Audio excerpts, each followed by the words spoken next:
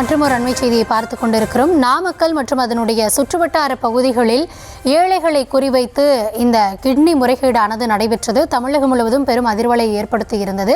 இந்த நிலையில் இந்த சம்பவத்தில் ஈடுபட்ட புரோக்கர்களிடையே காவல்துறையினர் விசாரணையை மேற்கொண்டு வருகிறார்கள். ஆனால் அவர்கள் வாய் திறக்க மறுப்பதாக தற்போதைய தகவல் தெரிவிக்கிறது. தொடர்ந்து அவர்களிடம் விசாரணை நடத்தப்பட்டு வந்தாலும் கூட எந்த மருத்துவமனையில் இந்த கிட்னி விற்பனை முறைகேடாக நடைபெற்றது என்ற கேள்விக்கு வாய் திறக்காமல் அவர்கள் மௌனம் காத்து வருவதாக கூறப்படுகிறது. நாமக்கல் மற்றும் அதன் சுற்றுவட்டார பகுதிகளில் பல ஆண்டுகளாக ஏழை மக்களை குறிவைத்து இந்த கிட்னி திருட்டானது நடைபெற்றிருக்கிறது. கிட்னி புரோக்கர்களான ஆனந்தன், ஸ்டான்லி உள்ளிட்டோரிடம் காவல்துறையினர் விசாரணை மேற்கொண்டு வந்த போதிலும் அவர்கள் தரப்பில் இதுவரைக்கும் வாய் திறந்து எந்த தகவலையும் தெரிவிக்கவில்லை என கூறப்படுகிறது. புரோக்கர்களிடம் மேற்கொள்ளப்படும் இந்த விசாரணை குறித்தான முழுமையான விவரங்களோடு இணைகிறார் எம்முடைய செய்தியாளர் தங்கமணி. தொடர்ந்து இந்த கிட்னி முறைகேடு தொடர்பாக என்னென்ன நடவடிக்கைகள் மேற்கொள்ளப்படுகிறது அப்படின்றத அவ்வப்போது நம்ம பதிவு செஞ்சு வரோம். தற்போது புரோக்கர்கள் கிட்ட தொடர்ந்து அவங்க விசாரணை மேற்கொள்றாங்க.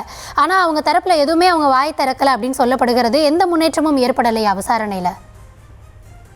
கௌதமி, நிச்சயமாக நாமக்கல் மாவட்டத்தை ஒழிக்கின்ற வகையில் நாமக்கல் மாவட்டம் பள்ளிப்பாளையம் மற்றும் குமராபாளையம் பகுதிகளில் விசைத்தறி கூலி பெண்மணிகளை குறிவைத்து இங்க இருக்கின்ற புரோக்கர்கள் அவர்களிடம் சட்டவிரோத கிட்னி விற்பனையில ஈடுபட்டு வந்தனர். தொடர்ந்து தமிழகத்தில் உள்ள பல்வேறு தனியார் மருத்துவமனைகள்ல இந்த சட்டவிரோத கிட்னி விற்பனை நடைபெற்றிருக்கின்றது. இது தொடர்ச்சியாக மதுரை உயர் நீதிமன்றத்தினுடைய உத்தரவின்படி இந்த சட்டவிரோத கிட்னி விற்பனை விவகாரத்தை விசாரிப்பதற்காக SIT சிறப்பு புலனாய்வு குழு அதிகாரிகளை நியமித்தது. தென்மண்டல IG பிரேமநந்தா சென்கா தலைமையில கோவை மாவட்ட SP மற்றும் மதுரை மாவட்ட SP தலைமையிலான சுமார் 30க்கும் மேற்பட்ட போலீசாரை நியமித்து இந்த விசாரணை என்பது மேற்கொள்ளப்பட்டு வந்தது.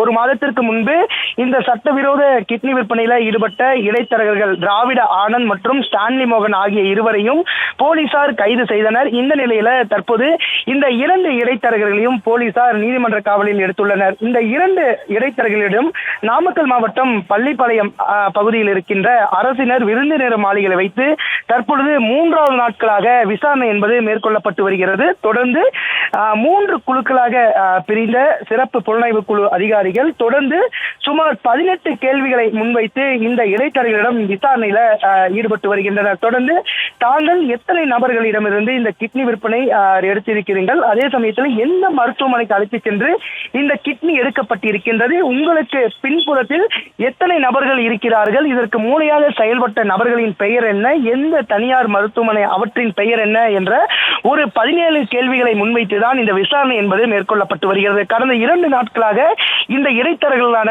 திராவிட ஆனந்த் மற்றும் ஸ்டான்லி மோகன் ஆகிய இருவர்களிடம் போலீசார் விசாரணை நடத்தினர்.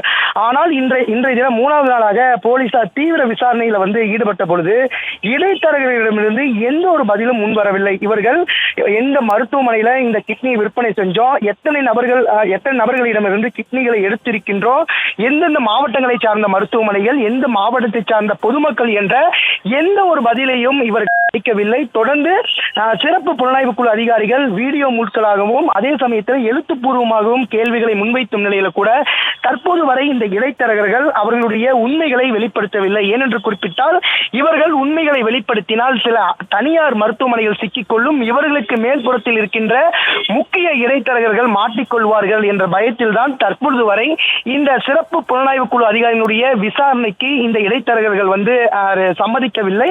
அதே சமயத்தில் எந்த ஒரு கேள்விக்கும் தற்போது வரை இவர்கள் பதிலளிக்கவில்லை என்பதுதான் தற்போது தகவல் கிடைத்திருக்கின்றது. மேலும் இன்னும் 2 நாட்கள் இவர்களிடம் விசாரணை மேற்கொள்ளப்படும் என சிறப்பு புலனாய்வு குழு அதிகாரிகள் தெரிவித்திருக்கின்றனர். விவரங்களுக்கு நன்றி தங்கமணி.